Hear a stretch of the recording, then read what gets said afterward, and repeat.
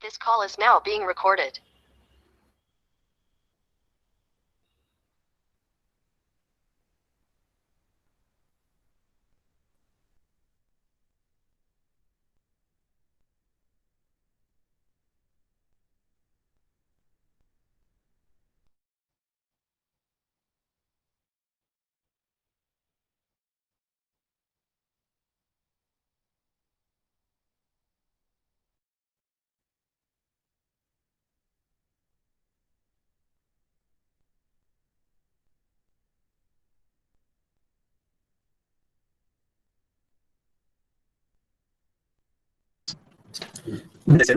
Since we got our college, the research was Bangalore, and one among 120 institutions managed by the Archdiocese Board of Education, Bangalore. The institution was established in response to the need for providing affordable and accessible education for all. Exclusive and secular in its approach, the college is committed to providing quality education for all. The college is accredited by NAAC and is affiliated to Bangalore North University. We offer BCom, BBA, BA, BCA, MSW, and MCom.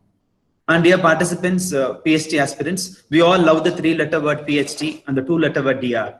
But of course, that is not the only reason to pursue PhD, but also to satisfy the research curiosity and to progress professionally.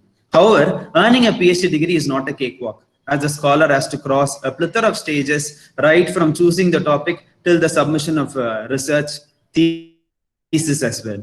In this regard, the researcher has to pause, stop, and contemplate on his research journey.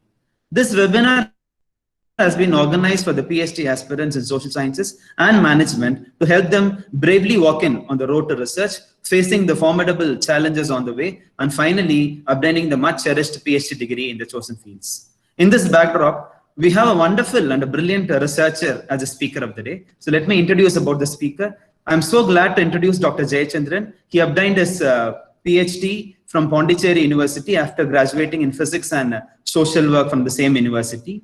He was also awarded the Maulana Azad National Fellowship by the Ministry of Minority Affairs, Government of India, to do his full-time PhD. Currently, Dr. Jayachandran is working as a research associate at Sri Aurobindo Institute of Research and Social Sciences, Pondicherry. And prior to joining at Sri Aurobindo Institute, he was working as a research faculty in the Department of Social Work, Rajiv Gandhi National Institute of Youth Development, Ministry of Sports and Youth Affairs, Government of India. He has published many research articles in international, national journals, and also delivered lectures on research methods in social sciences, quantitative data analysis for MPhil and PhD, gender studies, disability and sexuality, and reproductive health as well. He has also qualified Universities Grants Commission National Eligibility Test, both in social work and women's studies. So being an experienced researcher with a demonstrated history of working in research organization, Dr. Jayachandran is skilled in data analysis and quantitative research methods in social research as well. So we're very happy to have Dr. Jayachandran for this webinar. And on a personal note, me and Dr. Jayachandran were doing all of us. Dr. Jayachandran, I request all the participants to unmute your audio and switch off your video to avoid disruptions. And number two, feedback form is in the chat box, right? So once you fill up the feedback form, so you'll be getting a certificate. Certificate will be sent to email. Number three, any questions, any queries, at the end of the discussion, I would be moderating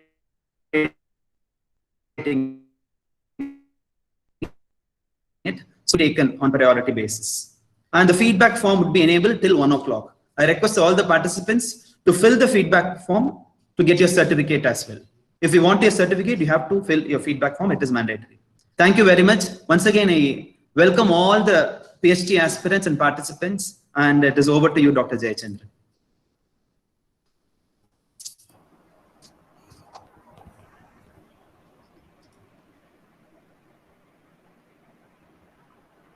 So thank you, Dr. Jerry, for the introduction, and thanks for inviting me for this webinar. So thank you, Dr. Jerry. Can you hear me? Hello?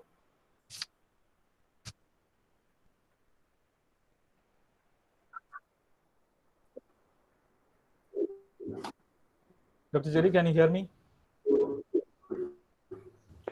Yes, sir, we can hear you. Yes, Dr. Jay, we could hear you. Go ahead, please. Yes, thank you. Thank you. Dr. Jay, we could hear you. Go ahead, please.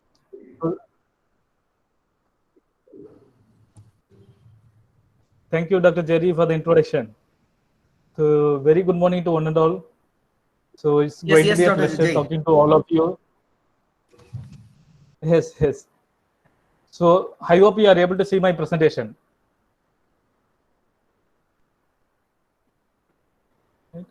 So, the topic is PhD journey, where to start.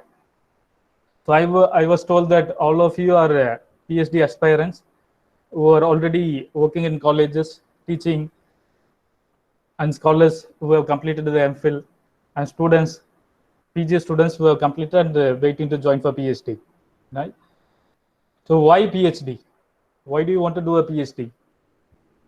So, PhD is actually you are going to test a theory, you are going to develop a new theory, or you are going to add up to existing knowledge of the particular area of research, or you are going to have a deep understanding of a particular area of research. Right?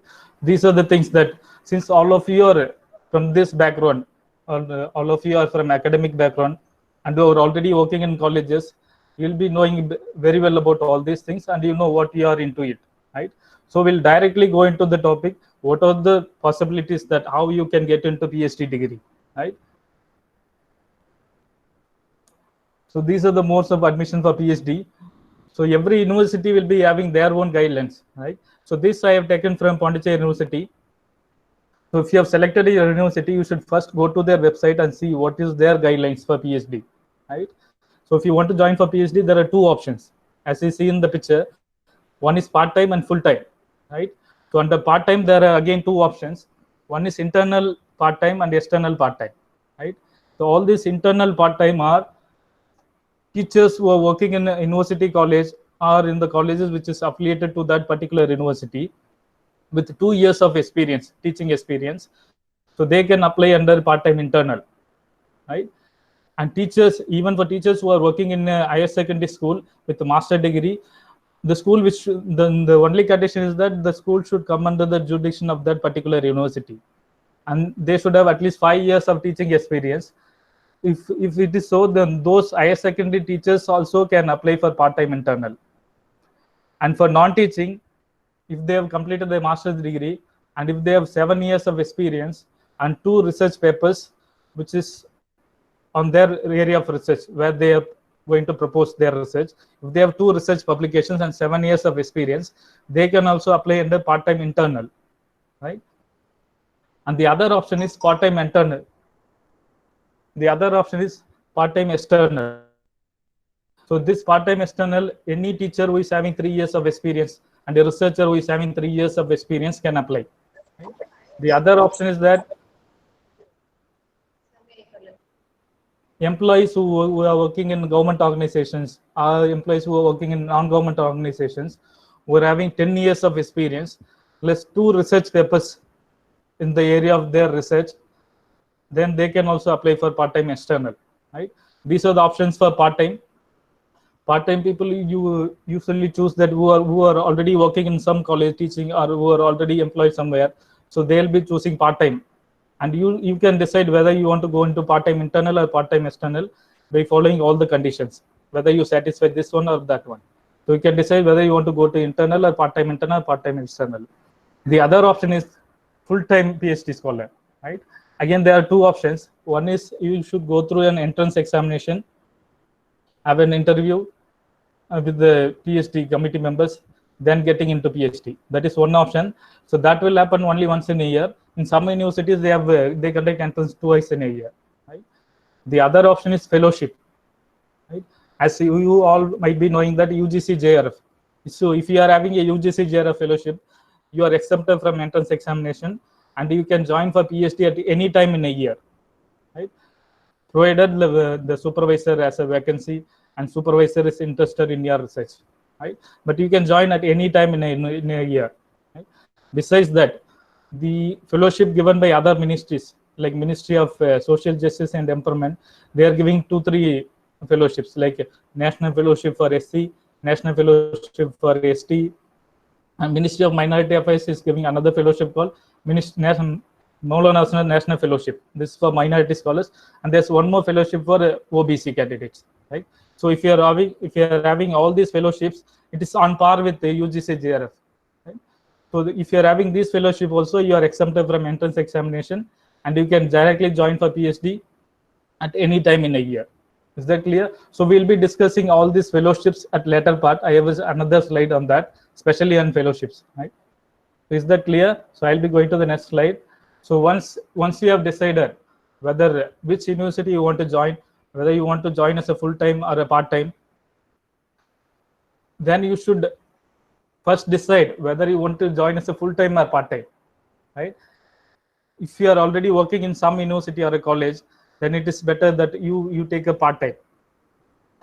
And if you want to do full-time PhD, then it is always better you clear some JRF or you get some fellowship.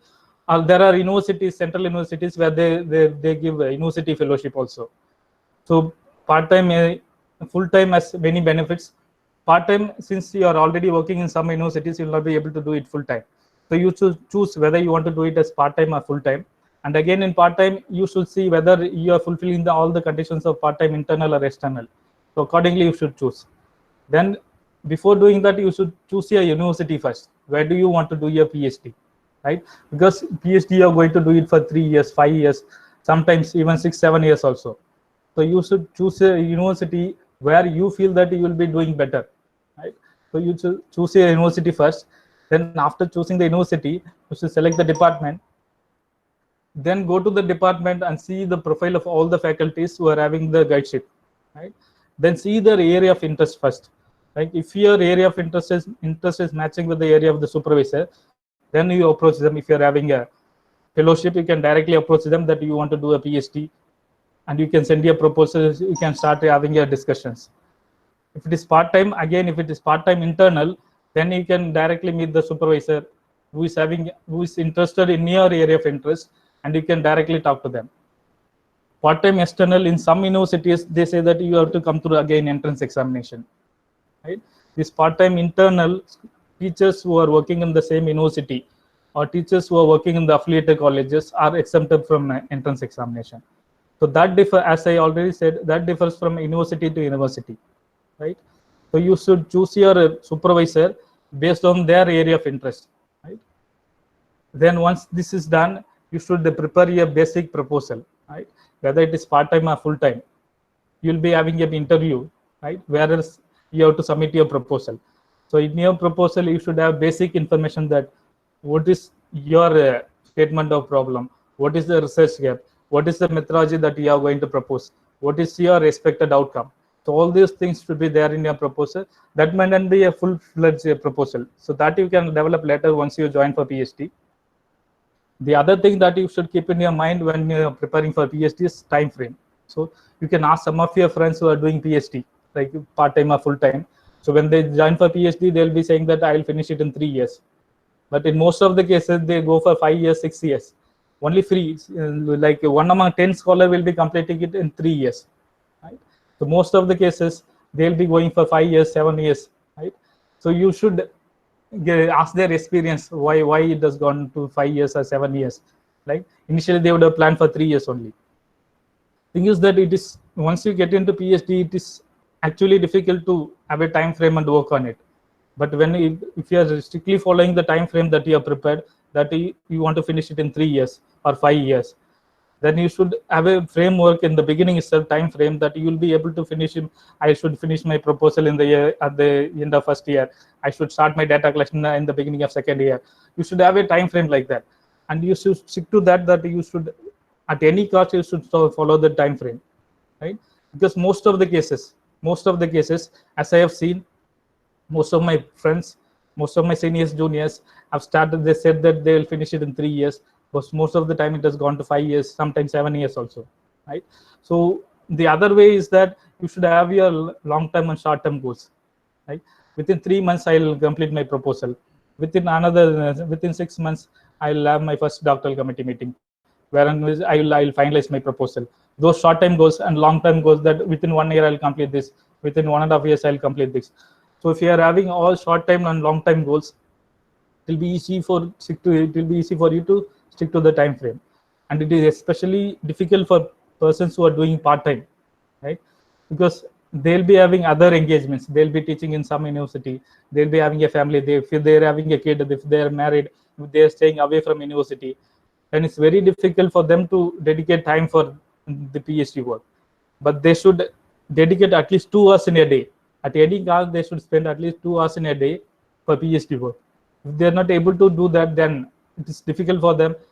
Usually for PhD, part-time PhD, goes from 5 years to 7 years. Most of the cases, no part-time PhD scholars will finish before 5 years. But as per the university rules, if they're able to finish it in 3 years also, it is fine. They'll accept their thesis. Right? Most of the cases, it will go beyond 5 years because they'll not be able to do that, match the time frame that they have prepared initially. So you should stick to that time frame, and you should decide whether, if you are having a family, if you are working somewhere, how much time you can dedicate in a day for your PhD, and if you are having kid at home. So you should decide all these things and make your time frame, right? So this is very important before you even prefer for your PhD. This should be at the stage of while you are planning for your PhD itself. You should design all these things. Then this will be helpful, very much helpful, if you want to finish it within the time frame, right? So most of us will be at the age of 30, 35, so where in which we can spend 7 years, 8 years, 5 years for PhD. We should have a strict time frame. We should follow that. It will be easy. It will be easy by people. You should ask somebody who has already done PhD, who has already finished it in 3 years. They'll tell you how they have used their time frame actually. Right? And you should also ask somebody who has done PhD for 6 years, 7 years, why they have prolonged so long. Where was the problem? So you should ask your seniors or friends who has done. With their ideas, you can design your time frame actually. So what are the things to remember before going for PhD? Right? These are the very basic preparation that you should have it in your proposal.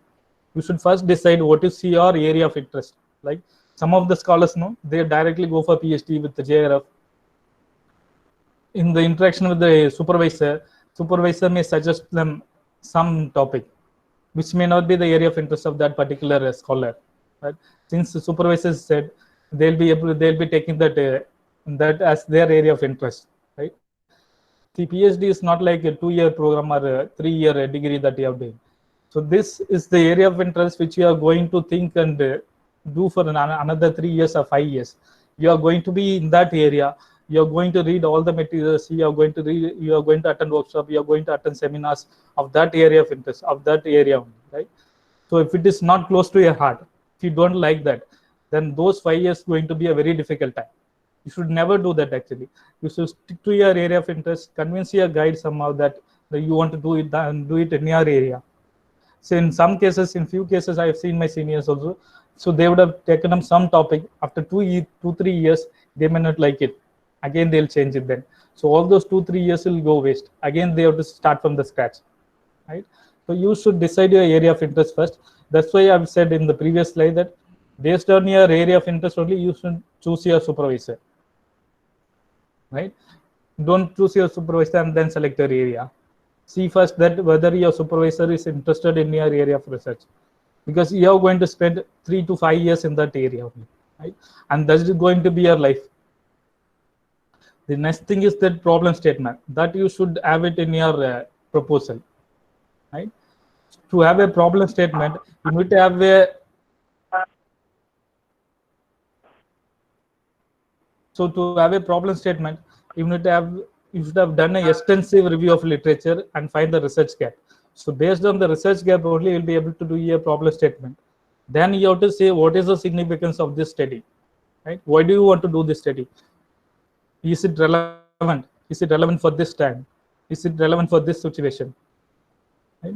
Then you should have some research design. What is the approach that you are going to take? You are going to take qualitative or quantitative, or you are going to mixed method approach? Who is going to be a target population? You are going to, how many samples you will be selecting? What is the sample size that you are expecting? So all those things, while you are preparing your proposal, you should have all those things. At the end, then you should have what is the expected outcome? What is the outcome that you are expecting from this research? So with these basic ideas only, you can start your discussion with your supervisor initially, right? If you are going as a part-time internal or with fellowships, or even after going through an entrance, if you are having interview and you will be selecting your supervisor will be selecting based on your area of interest, right? So initially you need to have these informations to start your discussion with your supervisor, right? Though these are the things that you should remember when you are writing your proposal. Right? This is before you are joining for your PhD. Right? So as I said, you should have your problem statement. Your problem statement is based on the research gap. Your research gap is based on the extensive review of literature that you have done in your area of research. Right? You should do an extensive review of literature. Only then you can find out the research gap. So in your area of research, what are the researchers has gone into that? So what are the researchers, what did they fail to do? What did they fail to adapt in their research? What is missing?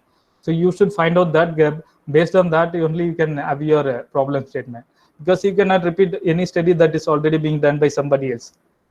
There's no use in that, right? So you should see the gap, what they have missed, and you should try to fill up the gap, because our ultimate aim is to build up the knowledge of that particular area of interest, or build up the existing knowledge. We are contributing to the existing knowledge of that area. So that is our ultimate aim. Right? The other thing is that you should choose, while writing your proposal itself, you should choose what is the approach that you are planning to adapt. Right? It is going to be a qualitative, it is going to be a quantitative, it is going to be a mixed method. Right? You should decide. So I strongly believe that the researcher has the freedom to select what is the approach that they are going to adapt. Right? So your outcome, as I said, you should already know what is going to be your outcome of the research. So your approach is decided. Your outcome is already decided by the approach that you are going to adapt. Right? I'll explain it later that how your approach is going to affect your outcome of the research. Right? Next, you need to decide whether it is going to be a cross-sectional study or a longitudinal study. Which one you want to adapt? Like cross-sectional study is all the surveys, all the observational surveys that we are doing. Like we are going at a particular time to a village and we'll collect data from all the villages, means from a population, and we'll come and we'll try to find the relationship between the variables.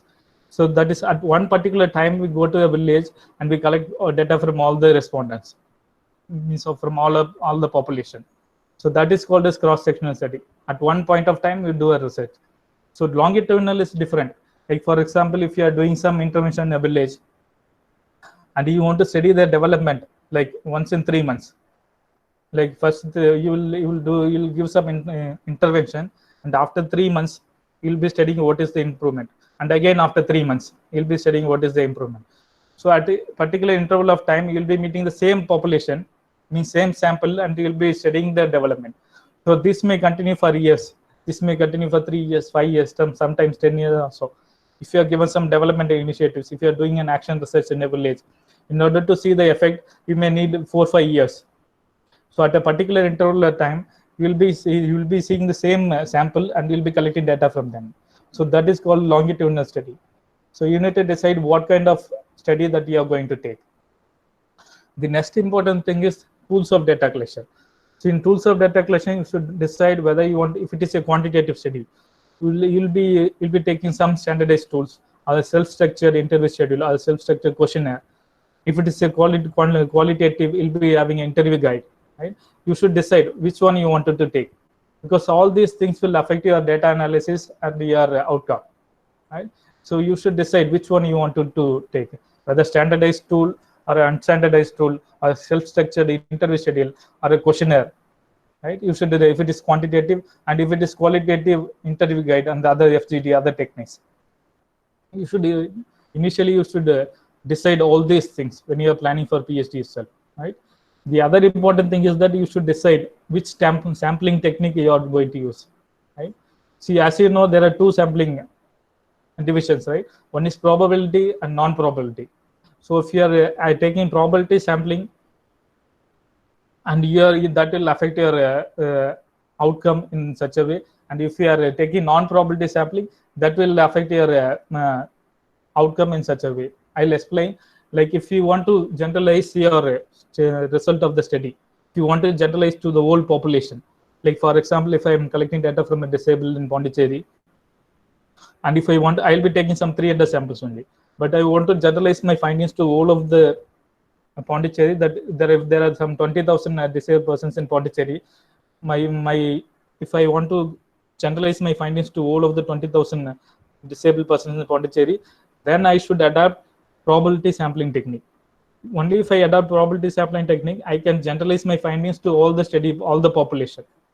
So if you are taking non-probability sampling, your finding is confined only to the steady population that you have taken. Means if I have taken only 300 samples, my finding is confined only to those 300 samples. I cannot generalize it. So you should carefully decide whether you want to generalize your findings to the whole population, or you want to find you need to have your findings confined only to the steady population. So based on that, you should select your sampling technique. So usually, ultimate aim is that we will, most of the times, we will like to generalize our findings. We will be generalizing it to all the populations in the area of my research, right? So if it is so, then you should select your probability sampling, right? If you are doing non-probability sampling, at the end, if you want to generalize to the whole population, then it is difficult and you cannot do it. That is wrong, right? Then again, once you are sampling, once you have decided a sampling technique, then you should decide sample size, right? See, most of the researchers, few researchers, they take some 30% of their population as sample size, or 20% of their population as sample size, or 10% of this population as sample size. So those things are wrong, not scientific, right? You cannot do that actually. You cannot take 10%, 20%, 30% of your population and say that they are my samples, right?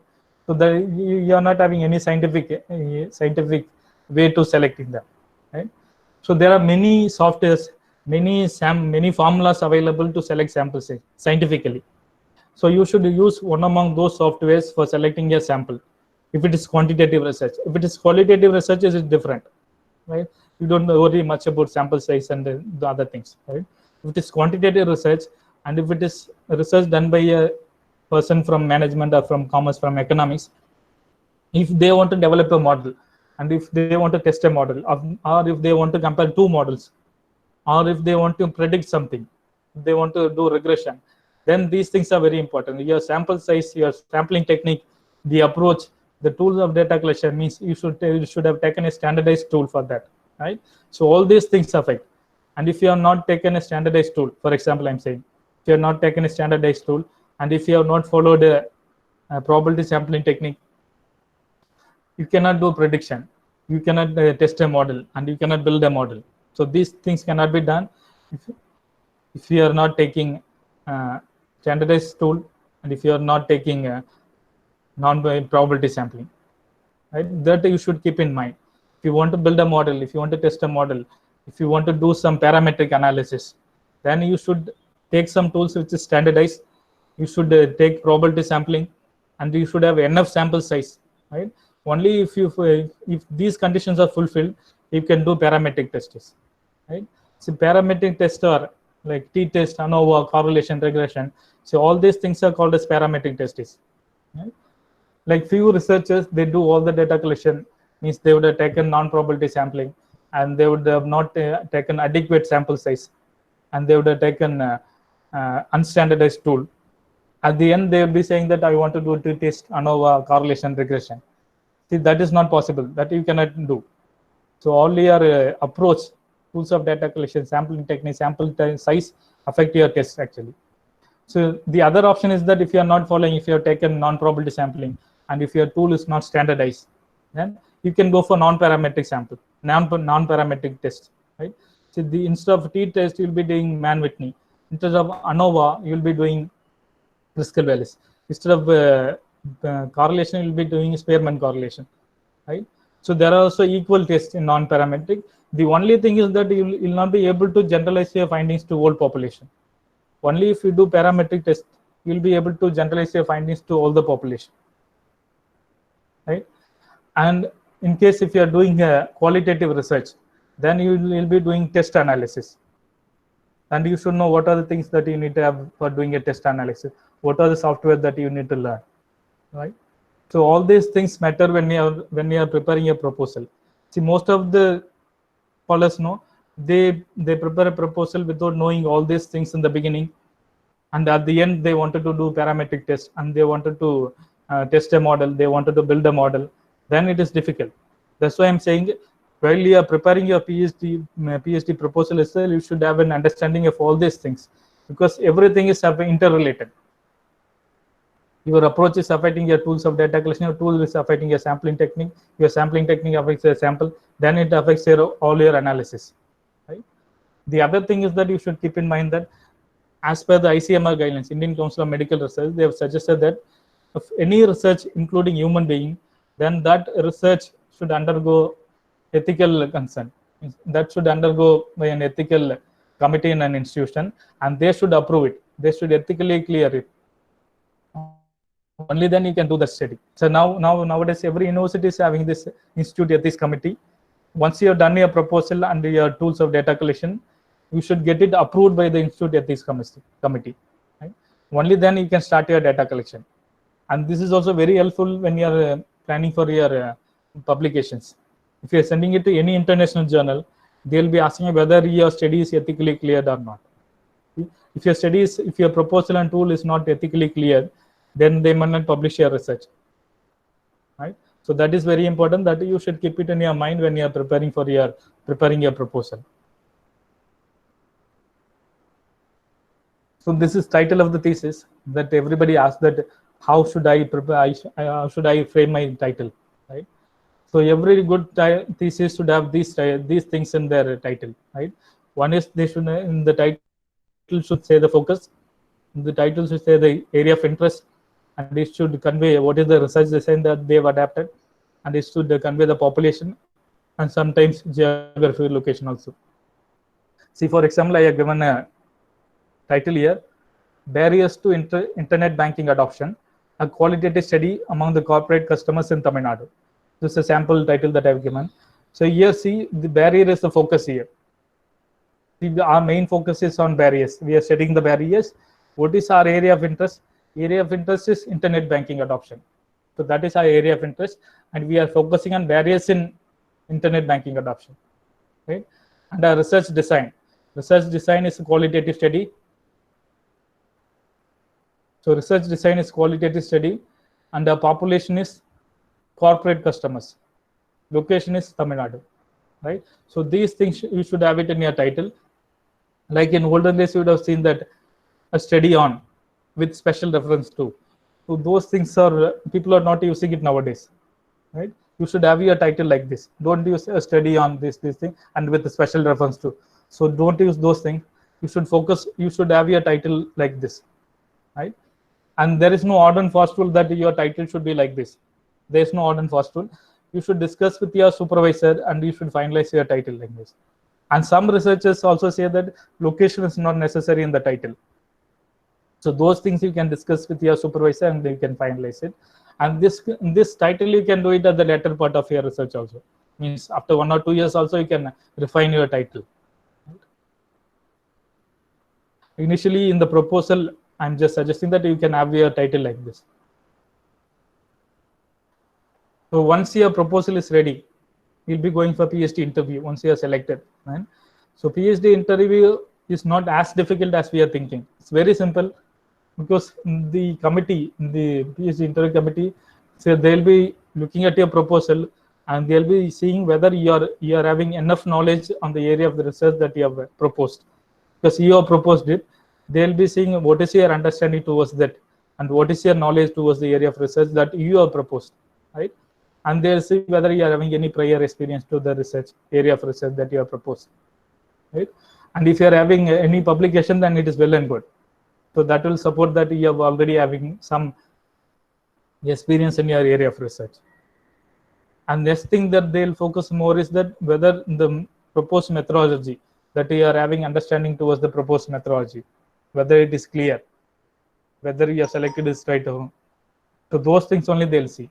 They'll be seeing only these things. It's very simple actually, but you should be very clear that what is your area of interest and what is your problem statement, what you are planning to do, what is the expected outcome, and what is the methodology that you are adapted. You should have a clear understanding on all these things.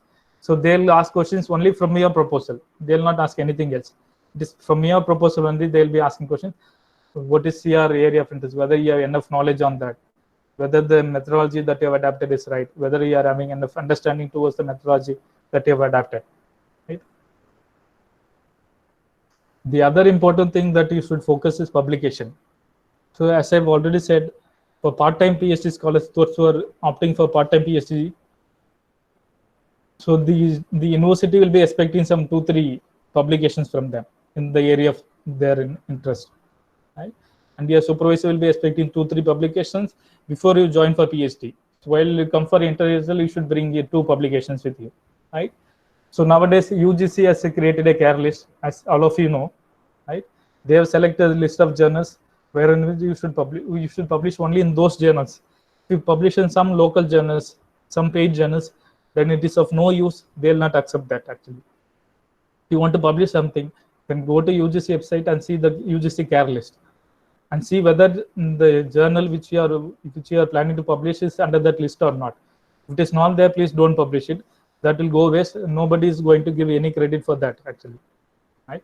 Even if you are going for interview, they'll ask whether this particular journal is coming under this care list or not, right?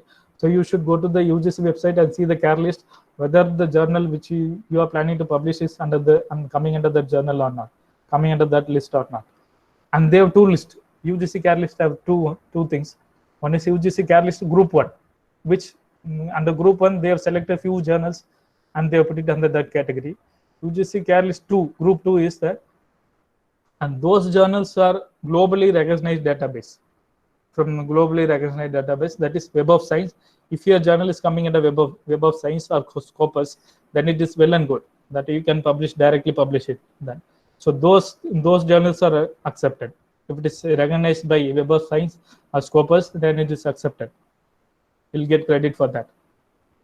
And while going for publishing, you should look that whether the journal is the scope of the journal, whether it is related to your area of interest or not. See, if the scope of journal is not related to your area of interest, then please don't publish in that. You should first check whether the scope of the journal, whether it is related to your area of interest or not, right? Nowadays, all the good journals take at least 6 months to 1 year, minimum 6 months. So no good journal will publish your article before 6 months. It will take minimum 6 months, sometimes 1 year, 1.5 years also, which is a very good journal. Right? So you should wait actually. If you are planning for publication, then you should plan it 1 year before, right? So all these good journals take at least 1 year, minimum 6 months to publish. And when you are publishing, you see impact factor also. So that will give extra mark. If your journal is having higher impact value, then it will give you a higher credit if you are going for an interview, right?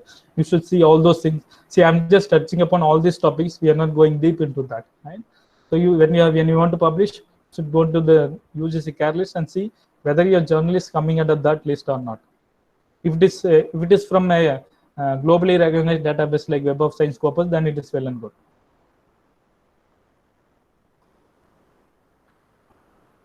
So the next thing that we want to focus is on fellowships. Right? See, the full-time scholars are having many opportunities for fellowships. Right? So as all of you know that UGC JRF is the first one. As you know that once in 6 months, UGC is organizing this UGC NET JRF entrance exam through NTA, National Testing Agency. So if you clear JRF, your monthly fellowship will be 31,000 per month for 2 years. And for another 3 years, you'll be called as SRF, Senior Research Fellow, where your monthly fellowship will be 35,000. Right? Besides this, you can get your HRA also. Every month you can get your HRA. At the end of the year, you can also have your contingency, 20,000, 25,000, I think. Right? And you can also opt this JRF for your MPhil. If you are using this JRF for MPhil, you will be funded for two years. For those 2 years, you will be getting JRF funding, that is 31,000 per month. And after completing MPhil, if you are having a 1 year break or 2 years break, and again you want to join for PhD also, it is possible. And for those 3 years, once you join after completing PhD, after completing MPhil, if you want to join for PhD, then you can also avail those remaining 3 years fellowship. So that is also available. That is also feasible in UGC JRF. So this is one by UGC. But there are other fellowships by, as I've told you on the first slide, but there are other ministries also giving some JRFs. Like as I said, this National Fellowship for Scheduled Caste. Earlier it was called Rajiv Gandhi National Fellowship for both SC and ST. Now they've divided SC separately and ST separately. So National Fellowship for ST scheduled caste students, every year they are giving 2,000 fellowships, and this is given by Ministry of Social Justice and Empowerment through UGC. See, all these fellowships are on par with UGC, right? So this fellowship also, they will give you 31,000 per month for first 2 years, and for another 3 years when you become SRF, they'll pay you 35,000 per month. So all these fellowships are on par with UGC, right? The next fellowship is the Fellowship for Higher Education of ST students.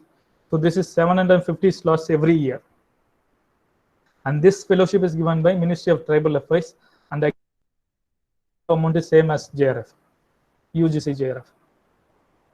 The other fellowship is that Fellowship for OBC students. Again, every year there are 100 fellowships. It is also given by Ministry of Social Justice and Empowerment, right? So in all these fellowships, 30% of the fellowship is earmarked for girl child, means for women candidates. So 30% is already reserved for women. So women have more scope in getting this fellowship actually. So because they can come in general category as well as in the reserved category, right? And Maulana Sir National Fellowship for Minority Affairs. This is from Ministry of Minority Affairs, and again they have 100 fellowships every year, right? So all these fellowships that I have done, that National Fellowship for SC, National Fellowship for ST, National Fellowship for OBC, Maulana Sir National Fellowship. So now all these fellowships are coming under UGC NET exam.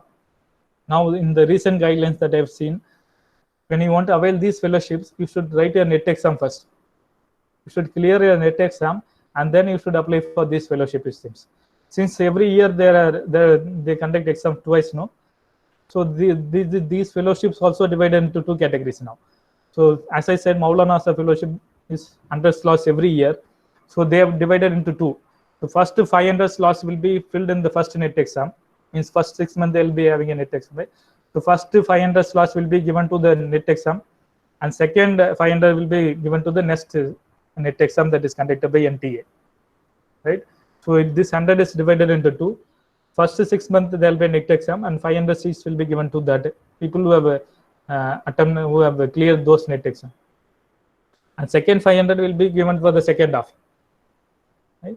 So all these 4 fellowships, now they've made it mandatory that you should attend, you should clear a NET first, and then you should apply for these fellowships, right? And the next fellowship is that Fellowship for Disabilities, and this fellowship by Ministry of Social Justice and Empowerment, and they are giving 200 slots every year. And this fellowship does not have that condition, so this you can directly apply. See, only condition for all this fellowship is that you should join for MPhil or PhD in some university first, and then you should apply for these fellowships, right? This is the only difference between JRF and this other ministry fellowships. So JRF you can write, you can get your fellowship first, and then you can go for a PhD or MPhil. But all the other fellowships, you should join for the PhD or MPhil first, and then you should apply for these fellowships, right? And the next fellowship is that Swami Vivekananda Single Girl Child Scholarship, and this fellowship for single girl child in a family. If there is only one girl child in a family, and if she wants to pursue higher education, means research in social science, then they can avail this fellowship. And there should be only one child in that family. If they are having a sibling, brother or another sister, then they cannot apply this fellowship. There should be only one child in a family, and that too, then she should be a girl child. Only girl child can apply for this fellowship. If that girl child is having another sibling, again a girl or a boy, then she cannot apply. This is called Single Girl Child Scholarship. And this fellowship is also on par with UGC.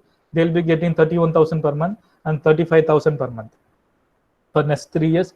All these fellowships are given for 5 years, right? First 2 years they'll be called as Junior Research Fellow, and next 3 years they'll be called as Senior Research Fellow, and they'll be getting from 31,000 to 35,000, right? And these are other fellowships. This fellowship is given by ICSR, Indian Council of Social Science Research, and this fellowship is given only for 2 years actually, and again 20,000 per month. So you cannot avail this fellowship more than 2 years, and this is again only 20,000 per month. And for this fellowship also, you should have already doing PhD or MPhil in some institute. Only then you can apply for this fellowship. The other fellowship, which many of us not aware of, is that ICMR fellowship, Indian Council of Medical Research. So every year they give 150 fellowships. So out of which 120 is given for medical and other life science, and 30 fellowships are given for social science also. So even when people from social science also can apply for those fellowships and get it. Right? The other fellowships, which is not in our purview now, that is Indian Council of Agriculture Research. They are also giving fellowship for PhD. Indian Council for Historical Research. They are also giving fellowship for a PhD. Indian Council for Philosophical Research. They are also giving fellowship. Besides this, there are other ministries. They also give fellowship, but the amount will be less, like 8,000 per month or 10,000 per month. So you should explore based on your area of interest. You should explore all the ministry websites and see what are the fellowship opportunities available for you. Right? You can even apply in other ministries also. Right? See, all the fellowship that I mentioned is on par with UGC, that is 31,000 and 35,000. But there are other fellowships given by other ministry which will be lesser in amount. Right? That you should explore based on your area of interest. And this is another option that you should consider when you are preparing for PhD. Like during your PhD days, if you want to visit foreign countries for your research, for attending conference, for presenting your papers, right? So there are also opportunity. Like ICSR is sponsoring. So if your paper is selected in some international conference, right, then you can ask funding from ICSR, and they'll give partial funding. 50-60% of your overall finance will be taken care by ICSR, right? And if you want to, and again in ICSR, they have MOU with many countries, like cultural exchange program, right? For that, you should visit their website very often to see is there any cultural exchange program.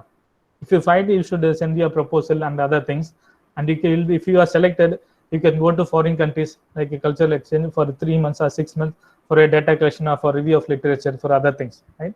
This is also possible, and this is also partially funded by ICSR. And the other thing, for example, I'm saying this in Shastri Indo-Canadian Institute, right? This is an Indo-Canadian Institute, wherein which again cultural exchange program between India and Canada. And they'll this Indo-Shastri Canadian Institute, they'll call for PhD scholars once in 6 months for a cultural exchange, right? If you want to do some data collection, and if your study is related, and if you want to do some review in Canada, you can visit Canada for 3 to 6 months, right? Provided there are few conditions that you should select a host institute first. You should select who will be your guide if you are going there for 3 months or 6 months. So you should select your first select your guide and your host institution. Then you should apply for these fellowships. So this will come once in 6 months.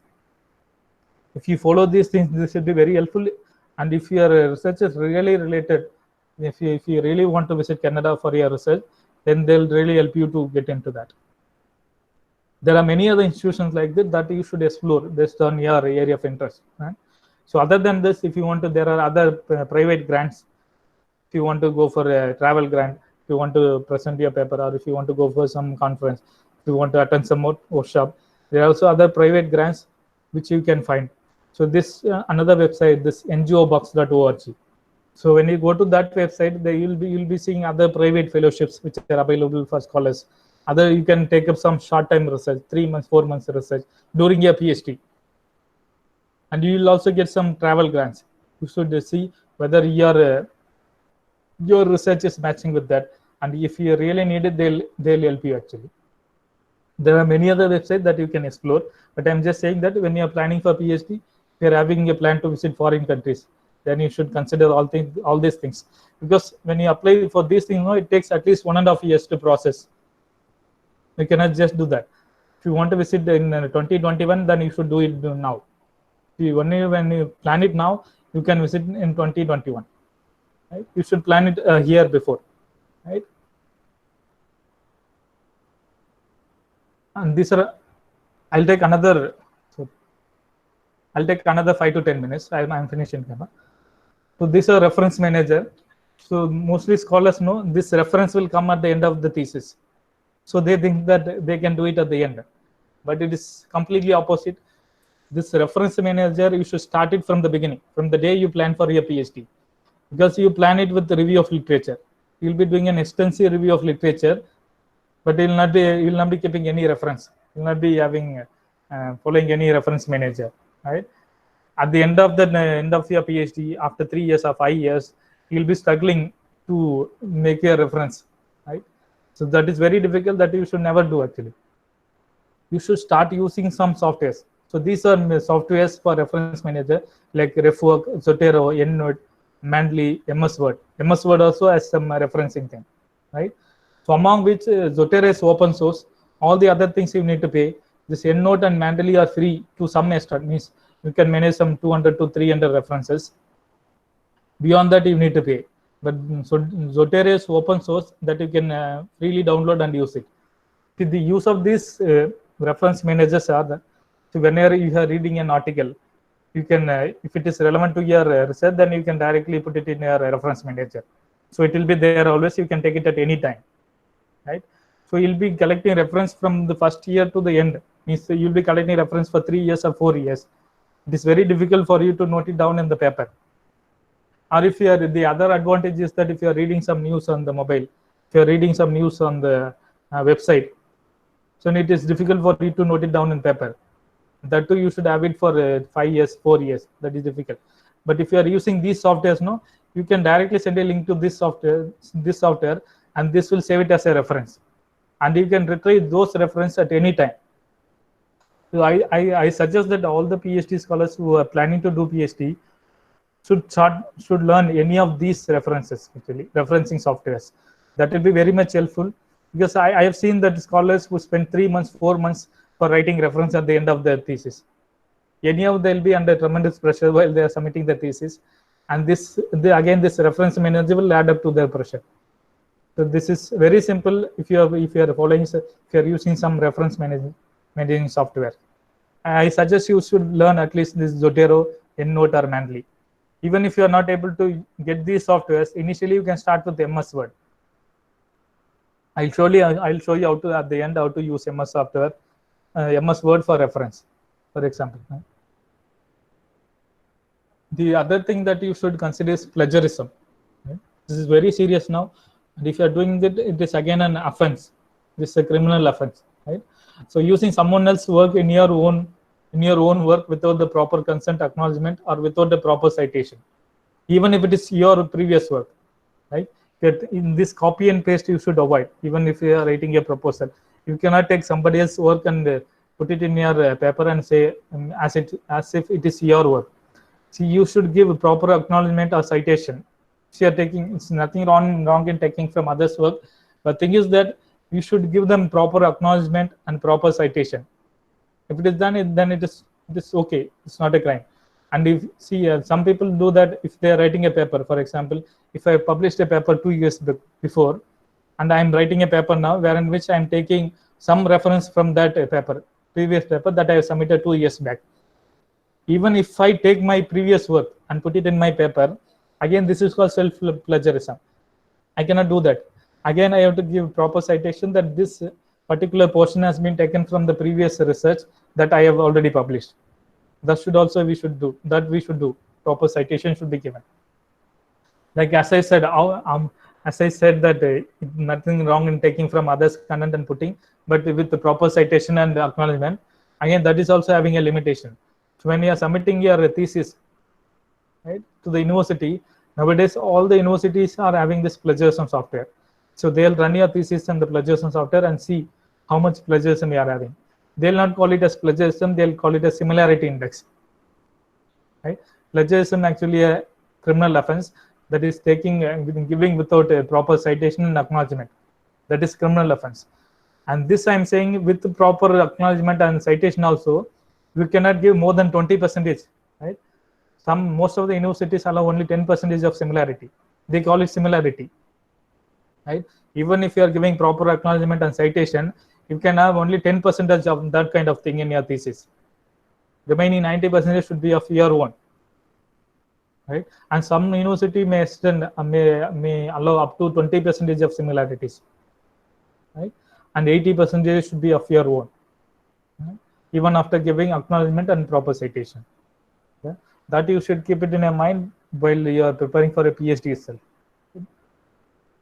This has become very strict now. All the theses, even PG theses, are being given under this plagiarism software to test what is the similarity index, right?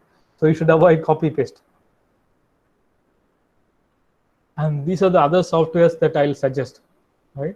See, where you will be doing in quantitative research or qualitative research or a mixed method. For everything, there are softwares which you can use it for your analysis. See, if you are doing a qualitative research, then again there are softwares for do test analysis like NVIO, and there are many other softwares. I've just given a list of 5 here, and there are many other softwares which you can do analyze your qualitative research, right? Those are called as test analysis. And for quantitative research, this SPSS, almost R, eViews, there are many others. You can use all these softwares for your quantitative research, and this R is open source. SPSS, almost eViews, and all you need to pay and get. And to some extent it is free, like up to 100 samples, up to 100 data you can use it as free. But if it goes beyond the 100, then you need to pay, like for SPSS and almost and all. R is open source. You can do anything with R, like as we can do it with the SPSS and almost, right? This SPSS is used for this inference statistics, t-test, ANOVA, correlation, regression, those things. And this almost is used for model building. Like I heard that most of you are from management and commerce background, so you'll be interested in building models. You'll be interested in comparing models. You'll be interested in testing a model. For that, you can use this OMO software, which is again paid. That you decide which one you wanted to use. And the other thing that I want to mention is that, see, if you are doing near PhD, if you are doing a quantitative research, and after doing PhD also, if you once you start your career, those people again start doing quantitative research only. They don't get into qualitative. Again, same case with the people who have done qualitative research. The people who have done qualitative research in their PhD, again, when they get into their career, they start doing only qualitative research. Again, this fight happens. Which one is best, qualitative or quantitative? So you should never do that. See, if you are doing a qualitative research, doing your PhD, if some of your friend or somebody else is doing quantitative research, you should also try to learn what is the methodology that he is using, how he is analyzing, how he is collecting data, what is the design that he has adopted, right? So if you are with somebody and if you are seeing the whole process for 3 years, 2 years, then you'll understand what is that. Even if you have not done the quantitative research, you may understand that what he has done. Again, same with the person who is doing quantitative research. You should learn from somebody who is doing quantitative research, from his peers, right? So what is the methodology that he has done? What is the methodology that he has adopted for qualitative research? What is the procedure? How he is analyzing the data? How he is doing the test analysis? That you can peer learning. So this will help. So this will help you in your career actually. So you'll know, once you start your career, you may not end up doing only quantitative or qualitative, right? You should learn both actually. That you should start doing when you are doing your PhD itself. So once you finish your PhD, they take very minimum risk to understand other research methodologies for going into qualitative or quantitative. And again, people who have done qualitative research, again, once they've completed their PhD, very few come back to quantitative and try quantitative research in their career, right? So those things should not happen. You should learn both actually. And based on the problem that you have taken for your research, you should be able to decide whether this problem is quantitative approach or qualitative approach, right? So based on the problem, based on the need, you should decide whether you want to use qualitative or quantitative approach for your research. So that's all. Thank you. If you have any queries, you can give it in the chat box, and I'll get it from the organizer.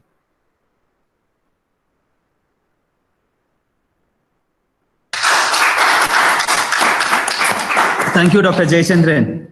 So we have a few questions, right? Yes. So on the priority basis, look at few of the questions, Jayachandran, you can answer.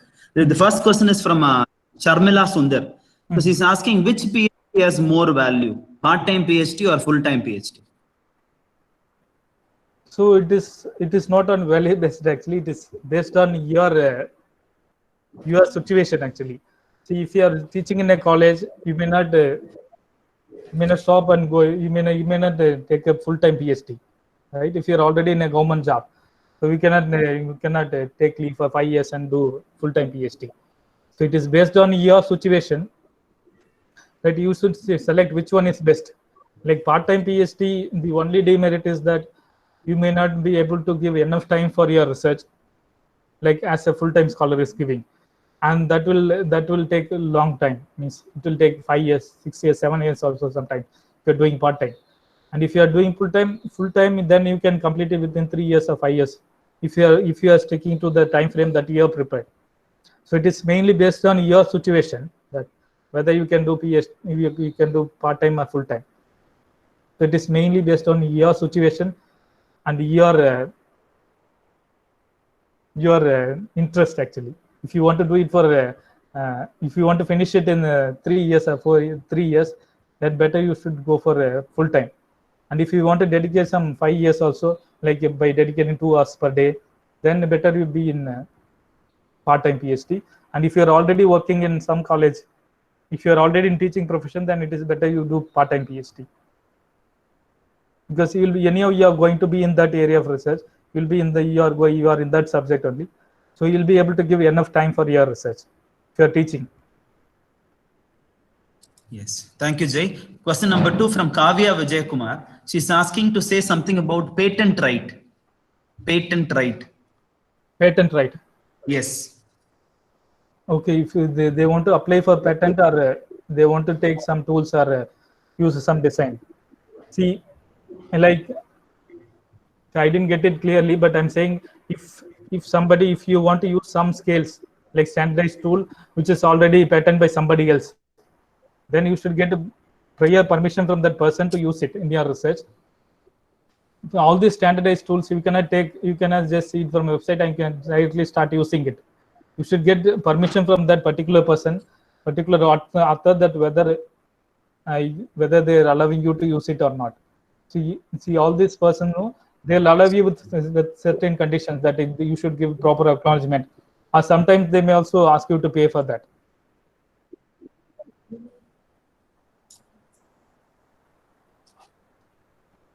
Is that clear, or you want something else?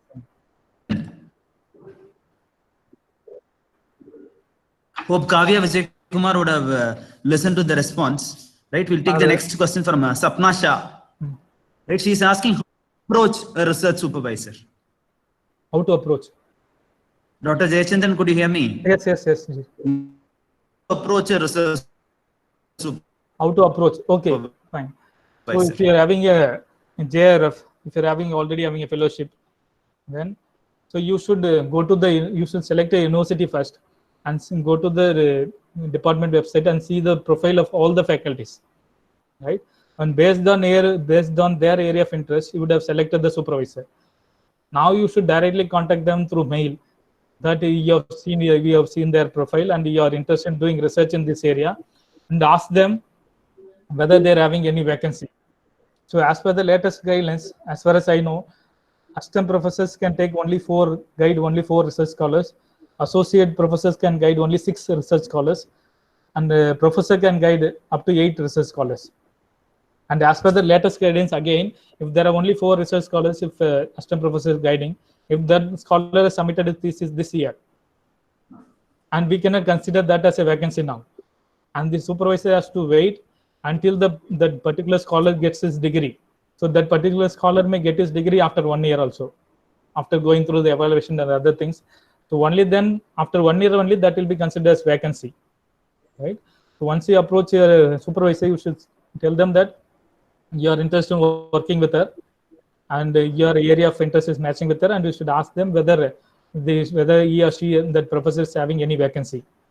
If no, how long she can wait, right? See, all this JRF, it is valid only for 2 years, 2 to 3 years.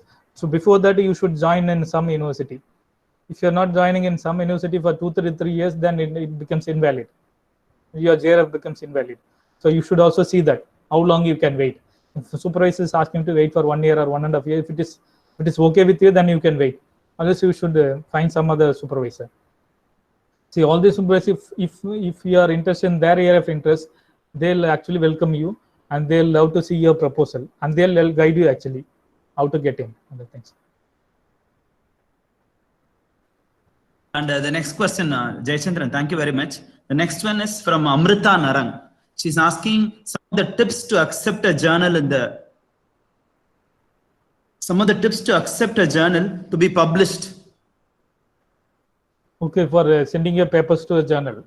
The first thing first thing that you should see is whether the scope of the journal is matching with your area of interest or not, with the area of research or not.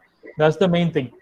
So if your area of research is matching with the focus area of that particular journal, then they'll accept. If it is not matching their scope of research, if it is not matching the scope of the journal, then they may reject you, right? So you, whenever you go to a journal, go to the author section and see what are the conditions, what are the area of research that they will accept. They would have clearly mentioned it in their scope of research and the scope of the journal.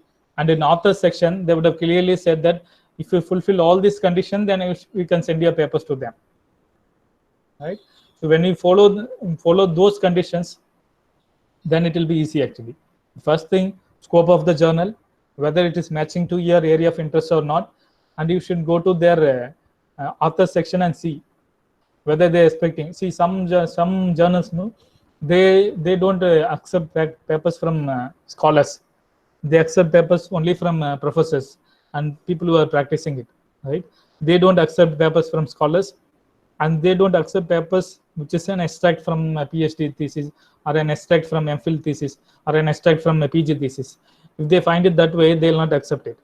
So you should go to the author section and see what are the conditions they have given for the authors. Is that fine?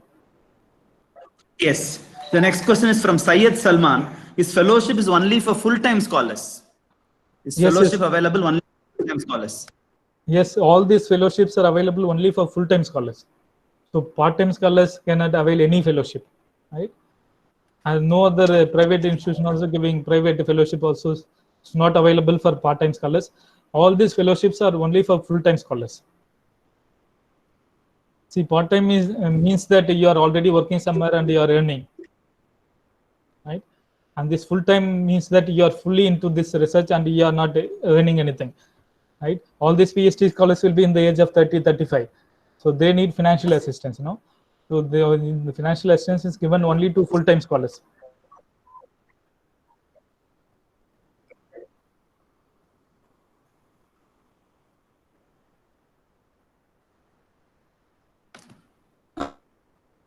Dr.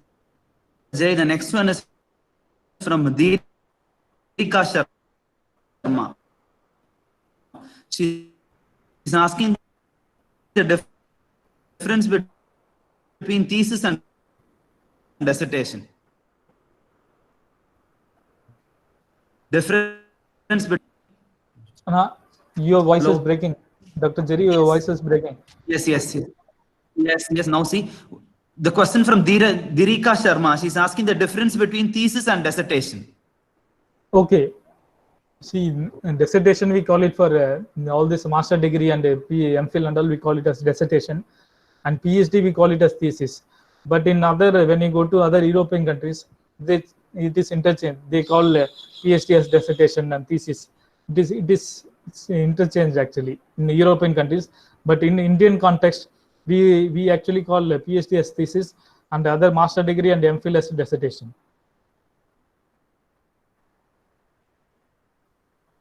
Next question is from our community of teachers, right? So they are asking about tuning the PhD supervisor, because most of the time scholars say that finding a good supervisor is finding a good partner, wife or husband. Yes. How do you want to look at this statement? Yes, that is true actually, because you are going to be there with your supervisor for 5 years, 7 years sometimes, right? So you need to build a good rapport with your supervisor, right? So sometimes, unfortunately, most of the scholars have some fight with their supervisor. They have some misunderstanding, because all these are mainly because of the area of interest.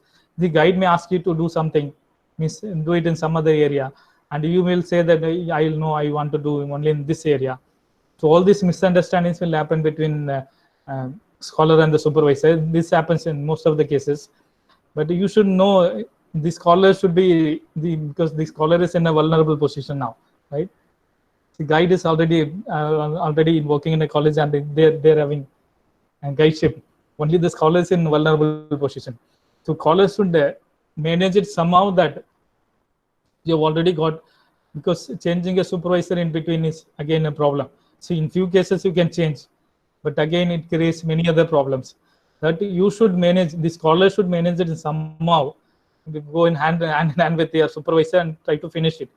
That's why if your area of interest is already accepted by your supervisor, then it is well and good, and from the beginning. And from the beginning, if you choose that, okay, I'll somehow change my supervisor. See, first they would have asked you to do it in some area, for example, agriculture, and you wanted to do it in some other area.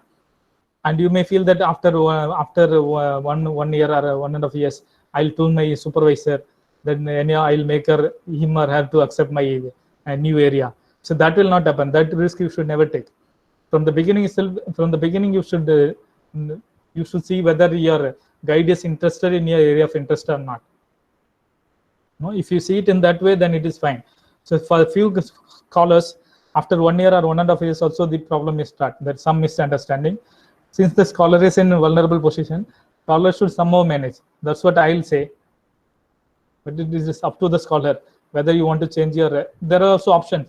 If it is extreme that you really don't want to do your PhD with that guy, this is also, there are options in university guidelines, in PhD guidelines of the university, that you can change your supervisor at some cost. And if you want to change your institution also, it is available. It is feasible that you can do it actually. And thank you, Jay. The next question is from Madan NS. So he's asking which university is good to pursue PhD in commerce and management? Which university is good to pursue PhD in commerce and management, from Madan NS? Okay, so this is a very good question again. The thing is that most of us think whether we should, what university we should choose, right? But I would rather say, see, university is playing a very minimum role in your PhD. Right? University is not playing a major role in your PhD actually, right? Only the supervisor is playing a major role. Instead of selecting your university, you should select a supervisor first. So you should select which supervisor or which professor is good in your area of research. If you want to, in commerce, if you want to do something, for example, if you want to do it on supply chain, if you want to predict something, if you want to do it on agriculture produce, right? You should first select who are the researchers, professors who are working on this particular area, on agriculture, on agriculture produce. And you should see in which university that professor is working. So that should be your university. So your main focus should be the supervisor, not the university. The university is not going to give you anything. Only your supervisor is going to guide you for 5 years. So you should select your supervisor first. So under which supervisor you want to do your PhD, which professor. So based on your area of interest, you should select your supervisor, then the university. The next one is Jay, Dr. Ankita Ghosh and Uma Mageshwari. They are asking how we can do an efficient literature review, and can the chosen topic be changed after registering PhD? Efficient literature review and changing the topic of research after registering at the university. Okay. First, the literature review, right? So literature review, as I said, if you want to use some software also available for literature review. As I said, literature review is text analysis, right? It's a text analysis. So you can, for example, like as I've said, one example, NVIO is a software. Like if you have selected some 200, 300 articles related to your area of interest, to start with, I'm saying, you have selected some 200 to 300 articles related to your area of interest, and you want to see what is the research gap and what is the main variable that all these researchers have focused in their research, right? So you can use the software. Since it's a test, you can load all your papers in that software and see what are the main variables that all these authors have focused. So that software will give you that what are the variables that what is the main variable that all of them are focused. So through which you can identify these are the main variables and that these authors have focused in all the 200 research papers. And what is the problem that they have focused and what is the methodology that they've adapted. So through this software, you can get an overall idea. So this will not be an actual review of literature. In order to start, you will get an overall idea that what are the variables that these 20 authors have focused. What is the research methodology they've used? What is the approach that they've used to solve this particular problem? What is the result? So all these things you will get it in a picture. So based on this, you can do your now. So when you have this understanding that what are the variables that they have used, what is the methodology, what is the what was their result. So with this understanding, when you read an article, then that will give many insight. So you can use this software to get an initial understanding. So this will not be considered as a review of literature. To have an initial understanding to start with, you can use this software. When you're having all this basic understanding that what is the main variable focus, what is the methodology, when you're reading the actual article, then that will give you many insight. That's the one way. The other way is that, what was the second question that Dr. Jerry, what was the second question? I forgot. Second question is with regard to one is literature review. One is on, yes. Changing the topic once it has been registered in the university. Change of topic. Okay. So that is again as per the university guidelines. As I said, every university will be having a PhD guidelines. So where in which they would have clearly said that what is the procedure to change the supervisor? What is the procedure to change it from full-time to part-time? See, some may join as full-time and after 2 years they may get some government job and they wanted to go there. And they can also change it from full-time to part-time. And some part-time scholars also can join as full-time. So those guidelines will be clearly given there. Likewise, for change of topic also, again, there are options. There are guidelines actually. After 2-3 doctoral committee meetings, after 2 years, and if you have found that there is a new variable that you have not included, which is very much important in your research, after doing an extensive review of literature, after 2 years, you may find that this is the variable that I missed in my topic, and you wanted to have it in your topic. No, in that cases, in such case, you can have a doctoral committee meeting, and doctoral committee can suggest that this title can be changed based on these things. If doctoral committee is suggesting, if doctoral committee is recommending the controller of examination, then they'll change it. There are procedures. These procedures will differ from university to university, but there are options. There are options in all the universities, but the procedure will be different, right? So here, as far as I know, in Pondicherry University, once the doctoral committee members recommends it, the controller of examination will change it actually. But that takes time, 6 months. So one last question, Jay. Yes. So one last question, should we really include the research supervisor when we publish a paper? Should we really include the research supervisor when we publish a paper? Okay. See, this is again in connection with your supervisor. See, if, for example, ethically, when you are speaking, your supervisor is really helping you with your research. Means if it is not with PhD, you are doing another research, you want a separate research in which you want to publish it in a journal. And if you are doing it on your own, by your help of your guide, if your guide is really contributing in your research, then you should actually put your here is our name in the article that you are publishing. See, in most of the international journals, when you see, if you're putting an author, like if second author, they'll actually ask in what way they have helped you in your research. Like whether they have helped you in the conceptualizing your research, or whether they've helped you in research methodology, whether they've helped you in data collection, whether they've helped you in analysis. So all these things they specifically ask, what was the contribution of the second author? So there'll be one main author, and second author they'll specifically ask what is her contribution or his contribution in your research, whether they have helped you in your data analysis, whether they have helped you in preparing your questionnaire or preparing your methodology, designing your methodology. So if it is so, then you can give.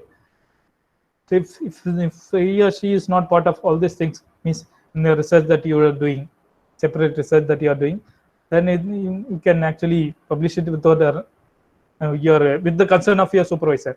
Your supervisor, many times supervisor will say that, okay, I've not done anything for this particular research, so you publish it only with your name, right? And if you know that your supervisor has contributed a lot for your research, ethically, then you should put her name, because you have taken his or her guidance for your research and they have contributed. And if they specifically contributed in designing your research, then you should say that my second author has contributed me and contributed in this research by giving a research design, by helping me in analyzing. You should clearly, specifically, you can say. Or if you don't want to give it as a second author, or if they've just helped you with something like how to go about with this research, not really given enough time, then you should at least give them an acknowledgement that this person has helped me on all these things while preparing this research paper. So that acknowledgement portion will come in your article actually. Is that fine? Yes, Dr. Jayachandran, thank you very much. It was a pleasure having you in our college for the webinar. Thank you. We appreciate all your efforts in making this webinar a grand success. And I also thank all the participants for joining us. And a note of instruction, I request all the participants to fill the feedback form before 1 o'clock, so that you'll get your certificate via email. Thank you once again. I also request Dr. Jayachandran to share the PPT with us so that we can circulate to the respondents. So now I call upon Dr. Ravi Kumar, Head of the Department of Commerce, to deliver the vote of thanks. Dr. Ravi Kumar, please. Good afternoon, dear participants and faculty members. Gratitude. Let us be grateful to people who make us happy. They are the charming gardeners who make our soul blossom. The smallest act of kindness is worth more than the grandest intention. Appreciation can make a day, even change a life. By Gilbert.